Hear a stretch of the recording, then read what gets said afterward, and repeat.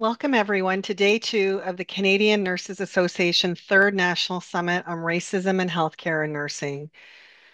For those of you who didn't attend yesterday, my name is Valerie Gardisa, the CEO of CNA, and I am grateful to be here with you all today.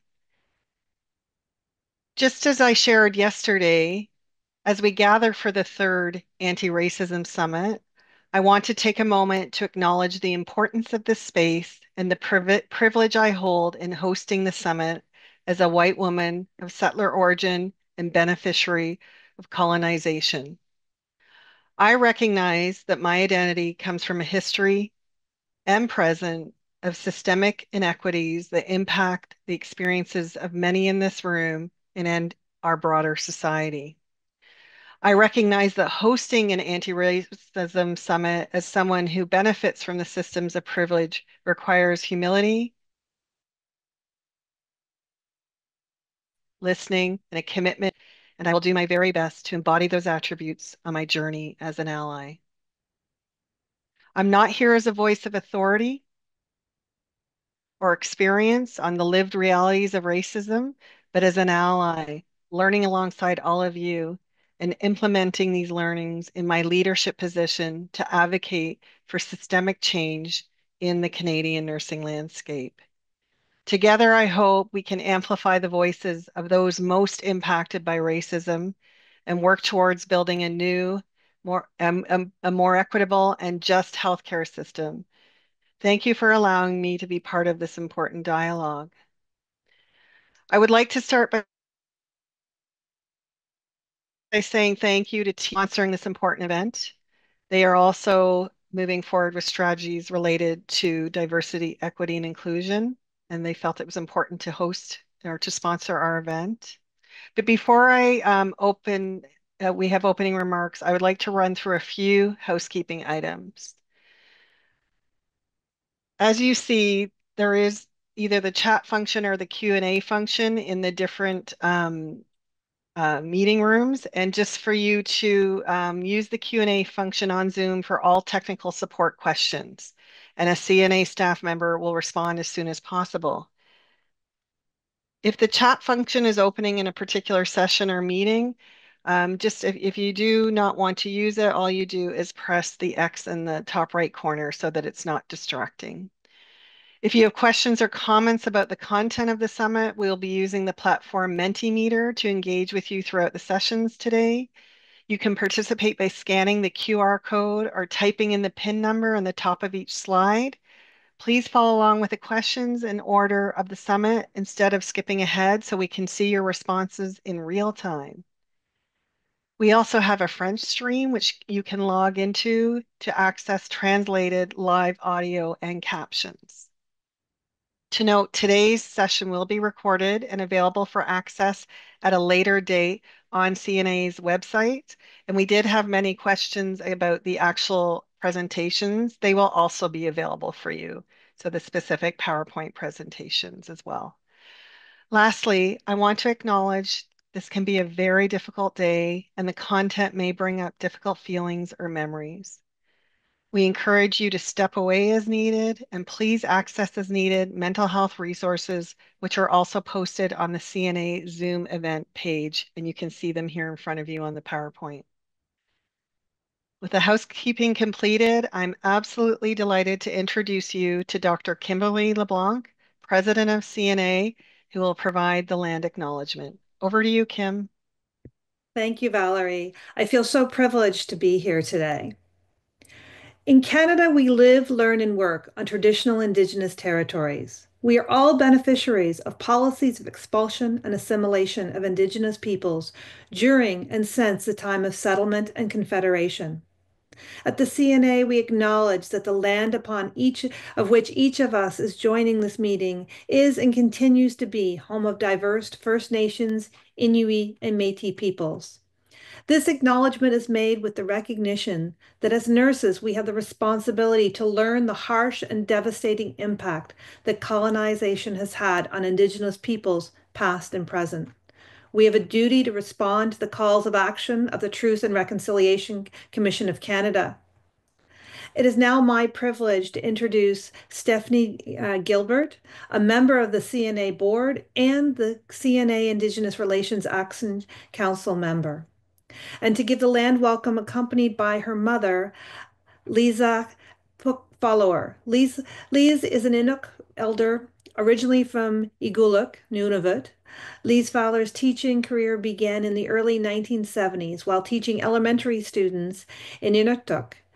She recognized that the resources allocated to schools rarely reflect Innu language, knowledge, skills, or values. That began her passion to change whatever was necessary in the school system to better reflect Inuit education.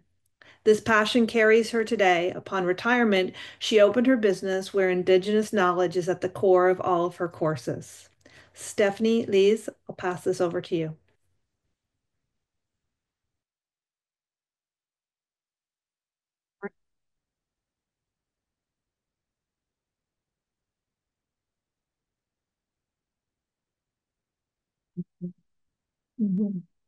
Kuya namin, kuya Richard nga ilaw yung nakita ma ulumi kullami ikum makreni agama makwata ba takuksa takuti pasi kullio yok kay masibulak tani oksulak niya ako kay simanito ka oksok para simagatana sabni ay nito amado disagreeing na ni oksok ako nakini pagba oksok ni pisak tuma imani amado mana umin atong niya kama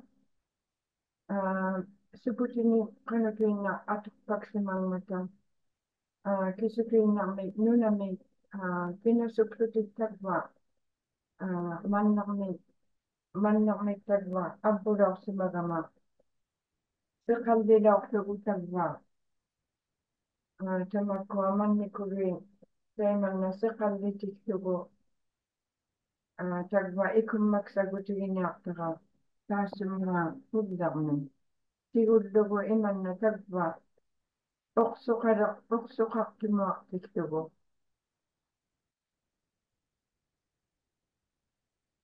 oksumak tikako tagwa istadak yun taman na manak isaksi madakanga tagwa ikum magsay yung naksibunga manamo higi ako tigi nyaktaka ona ikum magsay tigi nyaktaka kanu tuin nyaktay na ikum magsay tutaka padakatta iganiko namaktuning atok paktubun atok masungo yugo nila taan na kudla aksam makero atok na kapto say mangani inuit atok simayangan amaro takko tigatak atok simayangin nila umayong narawutig umayong naramatak nakiliyokon naklutigdo ano kanigdo panaksay sumurak si mga matasukan ma sila may ilanikot kausak narak si mga mat kau yung mayubot kau silusyo mo yubot nakutling na ang marisukan mata uyuriyok pagsutigdo ang maro imakming unak si titigiyabak na may saman niya okkuk sa tutituakilaw si magatigutan na kudla pitakalangit kunitan na kudla man na mo tikin na yakto ila ino yun na si mayakak tuwalo gayalak tuksaw tagbari ikum magsarama ikum magsaraliaka tunyakta palakana kuluga una o kandanyero. Good morning, everybody. For those that are curious, this is a chudlik. It is a something that Inuit have used since time immemorial. It's a symbol now of our survival, of our ingenuity, of our cleverness, of our culture. As you can see, my mother is lighting this. It has some oil there and a wick, and we use it for light, for heat, for cooking, for sanitizing water. And now we're today using this to symbolize the beginning of this wonderful day of discussion and learning. I think it's really important as nurses that we understand the symbolism of this moment, that the CNA has never hosted a public lighting in a meeting prior to this. So this is really exciting. I'm also really proud to display some culture here today and to welcome everyone in. When we use this public, we like to use it to sort of center ourselves in ceremony. So that means today that as we are progressing with these discussions, we should have open hearts, open minds, be ready to learn, to analyze our assumptions about others, and to be ready to make good intentions and change to support truth and reconciliation, especially in the nursing world, the profession, and to transform our health system accordingly. And this is a mandate of the CNA, and something I'm really excited to contribute to as a CNA board member and a member of the Indigenous Relations Action Council. So I want to thank my mother for starting us today in a good way. And I really want to say thank you to everyone for participating and for being willing to learn today. Stephanie and Liz, thank you so much for joining us today and for sharing such a special moment with us.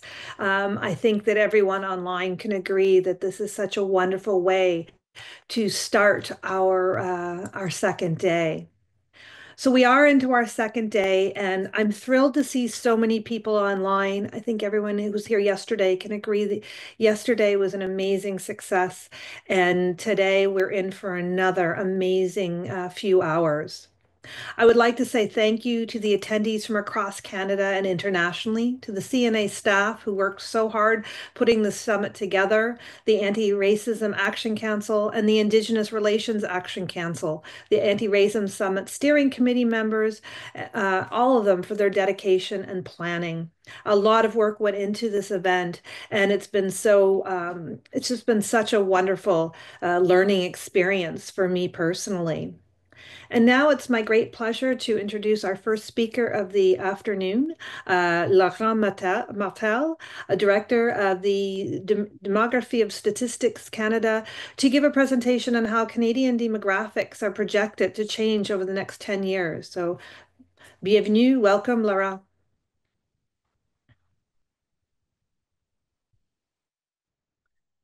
Good morning, everybody. I assume that you are hearing me well.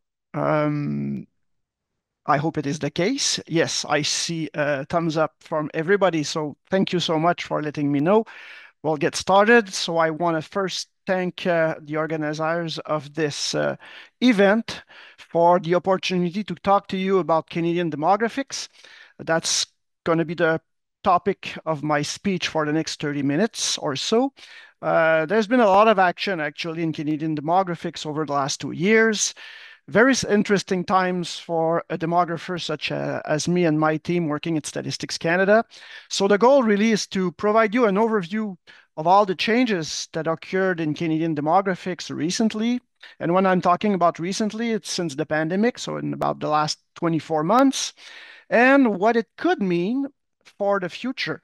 Where are we going with all these changes, and what could possibly the Canadian population look like by, let's say, 2041, in about 25 years from now? Where are we going as a country right now? So to go to this journey, I will use many data sources that we have at StatCan. I'll rely first on data from the last census of population. You all probably know the census. You've answered likely to the census. The last one was in 2021. So in my presentation, there's going to be census data. I'll also use what we call the demographic estimates. The estimates is a set of data that Statistics Canada release on a quarterly basis, so every 3 months, and it allows us to monitor, to track down the evolution of the Canadian population on a very timely manner. And I will also use actually some population projections. The agency, Statistics Canada, do release population projections on a fairly regular basis. And of course, I'll be using a lot of these projections to tell you where we could go in the next 25 years. The next set of population projections by StatCan is set to be released in January, if you're interested. So that's what my purpose will be today, and hopefully you'll find this interesting. So I'll go to the first slide. Yeah, here it is. Hopefully everybody sees the first slide. Remember that at Statistics Canada, we are data people. So we like graphics and we like charts and we like data table. You don't have to stick to these data table. You can just focus on what I'm saying. They are there on the screen for support, actually. So on your screen, you're seeing trends in population growth since 1951 up to the very recent period. And as you can see, obviously, what happened in the last 24 months is a sudden increase, a very large increase in our rate of population growth. So basically, population growth has skyrocketed in Canada, and we are now standing close to 3% as an annual population growth rate. And this is, for demographers, very high. We barely never seen such a high population growth in the history of this country. The last time it was in 1957, but just 1 year for a very particular reason. It was the Hungarian crisis at the time, and we received in 1957 a lot of Hungarian refugees. So that was the reason behind why this particular year we were close to 3.5% as a nation population growth. Recently, we're back at about 3%. Very, very high population growth. As you can see, usually the trends for the last 40 years was a population growth of about 1%. That was the rate of growth in Canada, about 1%. Recently, it has tripled. So we've seen some shifts, important shifts in Canadian demographics related to population growth. To put that into perspective, Canada is by far, the fastest growing country among G7 countries.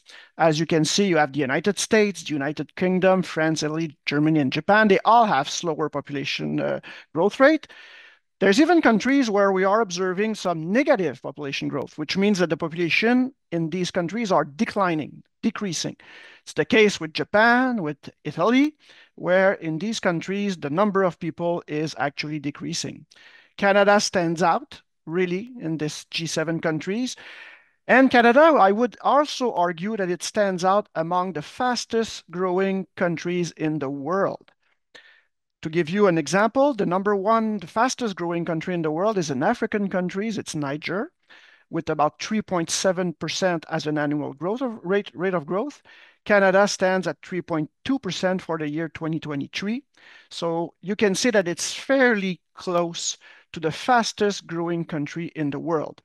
Of course, Niger has a completely different demographic situation in Canada, very high fertility rates, close to 6 children per woman.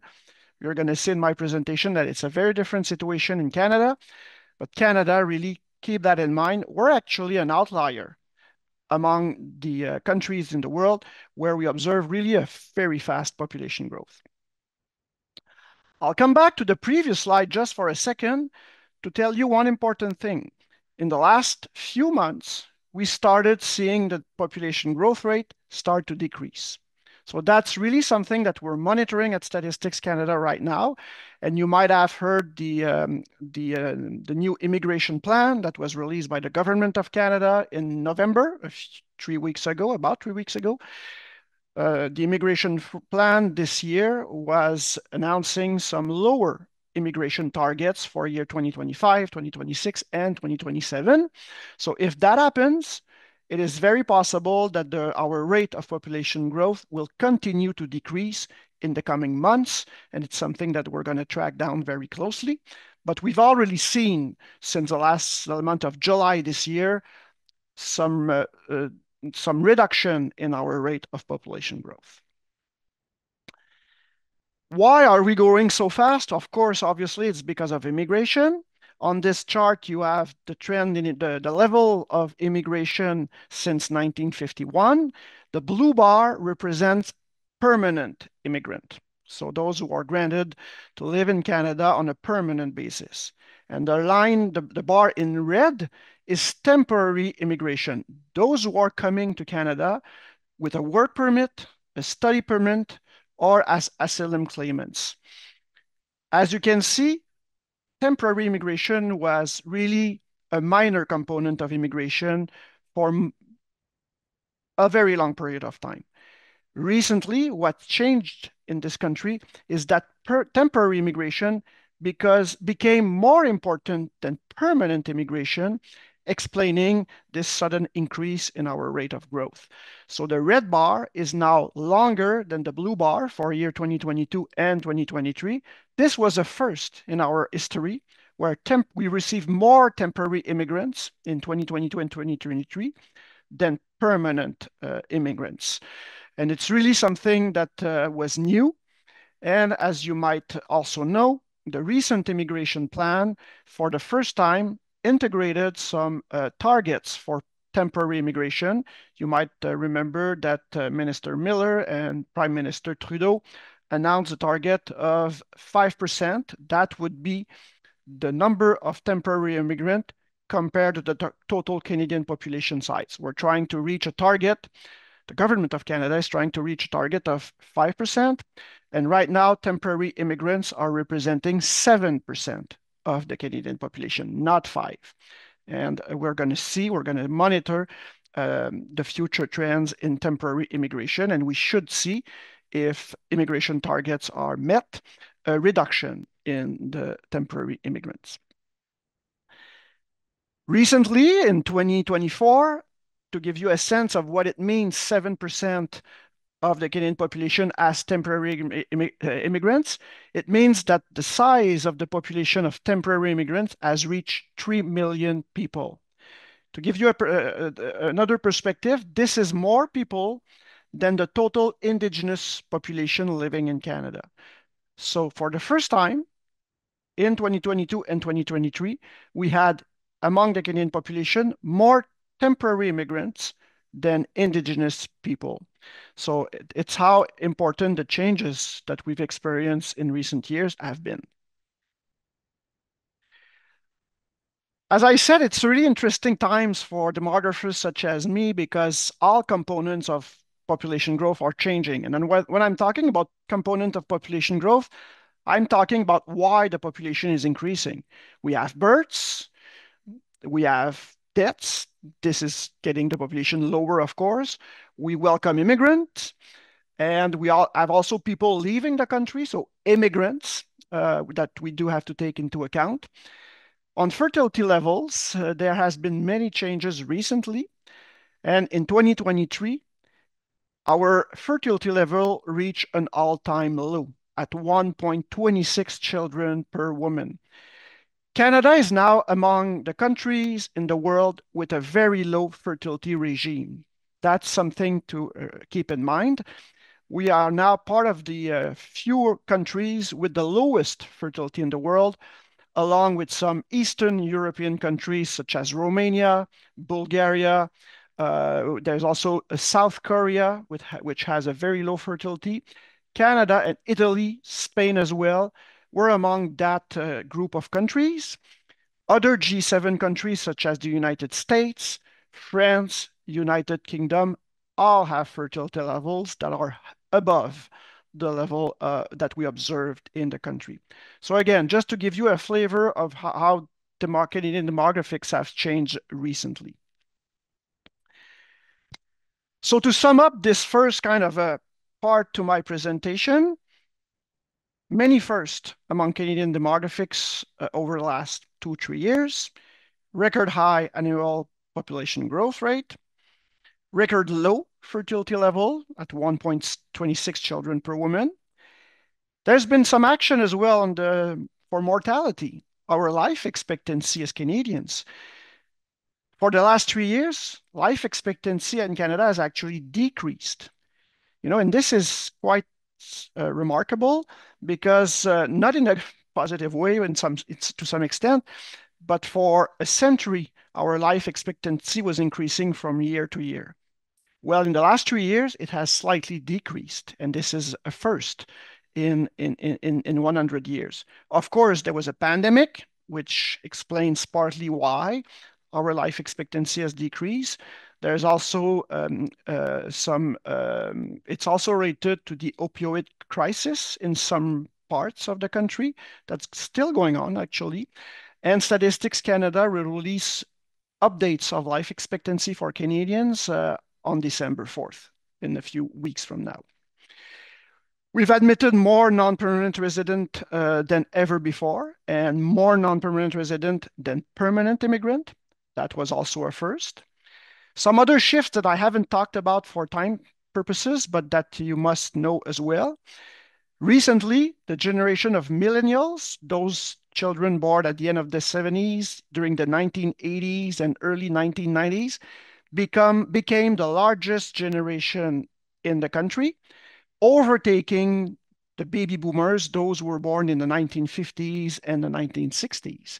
So it is a significant shift because these millennials have now outnumbered the baby boomers, which are growing older. Of course, baby boomers now are in their mid 50s, their 60s, and their early 70s. And so to sum up, you have to remember that Canada, from a demographic perspective, is really an outlier in the world. We've observed many, many changes over the last few years. And some of these changes we can expect that they might continue in coming years.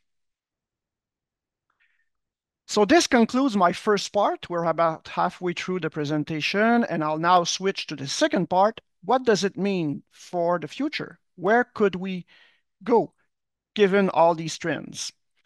I'll first say that using population projections, Statistics Canada doesn't have a crystal ball. It's not like weather forecast where we have one scenario and they are telling us this is the weather that's going to be with us tomorrow and the day after. Statistics Canada releases many scenarios for population projections because we don't have a crystal ball. We project the population over a 25-year period for provinces and territories and 50-year period for Canada as a whole. It has challenges. When you're projecting the population 50 years down the road, you must kind of afford fertility levels of women that are not even born yet. So we produce many scenarios. I'll be talking here about what we call the medium growth scenario in my presentation, but keep in mind that there are other scenarios available and that Statistics Canada doesn't have a crystal ball for population projections. Currently, we have given all the recent trends, we have the highest proportion of people within our population that are foreign-born. Close to 1 Canadian out of 4 are actually foreign-born in the country. It's way above what we observe in other G7 countries, such as the United States, 14%. United Kingdom is about the same level at 14% as well. And there are some G7 countries, such as Japan, who barely has no people born outside Japan within their population. It's 2%. So gives you a sense, a flavor of how different we are from some other countries. You must know that Japan doesn't welcome a lot of immigrants per year, and this has been the situation for quite a long time, explaining, of course, why they have a low proportion of the population that is foreign-born. If current immigration trends are continuing, in 2041, about 25 years from now, we could have 1 in 3 Canadians that would be foreign-born, so close to 33%. This would be a record high proportion. So that's something to keep in mind. Of course, it all depends on future immigration levels. Actually, it's quite interesting because as I said, our recent immigration plan kind of expressed the goal of reducing slightly our immigration levels. But this reduction for demographers is we could say it's a small decrease. And so these projections are kind of accurate. If current plans are met in the future, we could be close to 1 in 3 Canadians that would be foreign born by 2041. One thing very important with immigration, when you have a population growth that's based on immigration, mostly for the vast majority, close to 99% of our current population growth in the country is related to immigration, you have to keep in mind that immigrants do not settle evenly on the Canadian territory. Here you have a graph showing where immigrants welcomed between 2022 and 2023, where they went in the country. So on the left, you have Nunavut, and as you're moving to the right of the graph, you have the eastern part of the country. And what stands out in this chart is the fact that 2 out of 3 immigrants are actually sitting in our largest urban centers. Toronto, just the metropolitan area of Toronto, welcomed 29% of our immigrants in 2022 and 2023. So it is a significant proportion. And when you're looking at Montreal and Vancouver, if you're pooling those 3 largest cities, Vancouver, Montreal, and Toronto, it's half of our immigrants that are settling just in these 3 largest centers. So immigrants do not distribute themselves evenly. Few of them are going into small cities of the country. Few of them are going in rural areas. At least that's the situation right now. It could change in the future, of course, but this is the current situation, which means that not all regions of Canada are benefiting from immigration compared to other regions. Some are benefiting a lot from immigration, which boosts their population growth, and some other regions are less benefiting from immigration. And in these regions, you have lower population growth rates and likely associated with that, faster population aging. So given these trends, what could we expect as proportion of people being born outside the country in the different regions of the country? Here you have a chart showing on your left side the 10 provinces and territories. Canada is on the left completely in red. And you also have Toronto, Montreal, and Vancouver, kind of on the right side of the graph. And as you can see right now, there's about close to 50% of the population living in the urban center of Toronto that is foreign born. And according to our projection, this proportion could be actually close to 55% by 2041. So more than half of the population living in the metropolitan area of Toronto could be foreign born by 2041.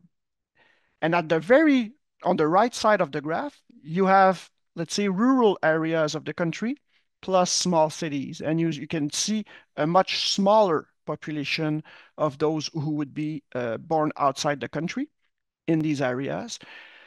Of course, it is related to the trend I just explained in the previous chart, where our immigrants are settling mostly in our largest urban centers. This is important because what it means is that the regional disparities between regions of the country are currently increasing. Our regions are becoming more and more different. And of course, there's challenges associated with that. And I'll be back on this in my conclusion at the end of the presentation. I'm almost done here. So thank you for your attention up to now. We all know that immigration has changed quite a bit over the 20th century. Remember that Canada in the 1950s, the 1960s, the 1970s were welcoming many immigrants from European countries, Italians, Scottish people, from the United Kingdom, of course. So our immigration at the time was mostly European. Since the 1980s, it has shifted quite significantly. And now for years, and actually 2-3 decades, most of our immigrants are coming from Asian countries. India, China, the Philippines, Sri Lanka, those are on an annual basis our top immigration source countries, and it's been the case for many, many years. So of course it has implications for the ethnocultural diversity of the Canadian population. I will also mention one very interesting thing is that in very recent years, since the last 5 to 10 years, we've seen also more and more incoming immigrants coming from African countries. That's something that we are monitoring, and about 15% of our immigration right now is coming from African countries, and it is increasing actually on an annual basis. But keep in mind that for 3 decades, most of our immigrants came from Asia. And so when we're looking at our racialized population, racialized groups, and you have them on the right side of the graph, the share of the population who are declaring through the census that they belong to a racialized group has been increasing significantly since 1981. We're now standing at the 2026, in the 2021 census, we were at about 27% of our population nationwide that was declaring belonging to a racialized group. And according to our projections, if immigration continues the way it is right now, in 2041, we could have a bit more than 40% of our Canadian population that would belong to a racialized group. That's 2 Canadian out of 5 that would belong to a racialized group. So it could continue to increase in coming decades. And coming back to one of the key message of this presentation about the regional differences, because our immigrants are settling mostly in large urban centers, well, you can expect that ethnocultural diversity will be very different from urban centers compared to rural regions or small towns of the country. And here you have a good example. On the left side of the graph, you have the metropolitan area of Toronto, where about 55% of the population in the 2021 census declared belonging to a racialized group. According to our projections, by 2041, it could be more than 70%. So more than 7 out of 10 people living in the metropolitan area of Toronto could be belonging to a racialized group by 2041. And on the right side of the graph, you have the small towns, the rural areas of the country, where the population, this share would be much, much lower, sometimes not even reaching 10% of the population. So as you can see, as we would go through in the future, the regional differences between regions of Canada could continue to increase. It has been increasing, but it could continue to increase significantly in years to come. Before finishing my presentation, I'll just mention one last thing about our important Indigenous population. This is also a population that is growing. When we're looking at the share of Canadians who are declaring belonging to Indigenous groups, it was about 6% in the 2021 census. And by 2041, it could reach close to 7%. So it is also a growing share of our population, which adds to the increasing ethnocultural diversity of the Canadian population. So I think I'm left about 3 minutes for this session. I'll conclude by saying a few key messages, a few key takeaways. The first one would be to keep in mind that Canada currently is an outlier among countries in the world, especially developed countries, industrialized countries, G7 countries as well. We have a very significant population growth right now, although it started decreasing in the last few months. And it's funny to know that since the growth of the world population is currently decreasing significantly, Canada's population growth rate has been increasing actually in the last 2 years. So it's kind of interesting contrasting those two trends. Please remember that not all regions of the country are benefiting equally from immigration, which could lead to increasing regional disparities. And this has very large implications. For example, if you're trying to define a one-size-fits-all policy that will be efficient coast to coast, well, the needs from one region to the next varies greatly because it's not the same populations that are living in the different regions, and they're becoming increasingly different. And I could have talked about population aging. It's the same thing. Population aging is occurring throughout all regions of the country, but not at the same speed. So some regions have a population that are on average older, and they are aging as well faster than other regions of the country. So it's also true for population aging. Please keep in mind that our ethnocultural diversity has increased significantly over the last few decades related to immigration and changes in the source countries of immigration. And this could continue very likely, actually, if our immigration levels are, are kind of the same magnitude that they are right now. So our ethnocultural diversity could continue to increase in coming years. And so there's many challenges actually uh, associated with all these demographic changes. We've heard a lot about our challenges related to infrastructures and our infrastructure needs and housing right now. There's a lot of public debate around housing, increasing pressures as well on our healthcare system, on our education systems. There's a lot of media papers related to these topics. Let's not forget impacts on the linguistic groups living in the country. Some political shifts as well. Some provinces are going faster than others. So it could lead to political changes in the House of Commons, in the representation of these provinces and territories, and within provinces and territories, between rural and urban areas. So there are political shifts that are occurring when you have demographic changes. There could be challenges as well associated with social cohesion. The labor market is renewing faster now than ever before. The baby boomers are exiting. And so labor market is changing. Ethnocultural diversity is increasing fast as well among people that are on the labor market.